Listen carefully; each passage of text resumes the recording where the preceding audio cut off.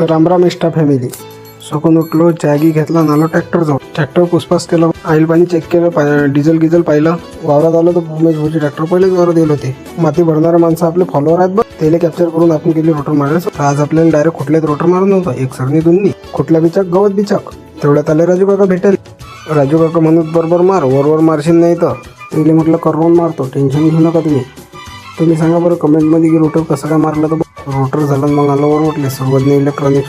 आपल्याला घेण्यात इलेक्ट्रॉनिक्स सगळी निलेश भाऊनं दाखवले आपल्याला हे सगळं. ते म्हणत की आपल्या घरातले कोणतेही भांडे चालतं त्याच्या सगळीच ना. त्याच्या दुकानात अजून इलेक्ट्रॉनिक सामान भेटते. घरातले लाईन फिटिंग, नळ fitting, LED light, table fan, ceiling fan, नळाची मोटर, नळाचा पाईप, सर्व गॅरंटीचं सामान आहे. पैसे दिले, शेगडी घेतली, निघालो मग आपण घरच्यासाठी.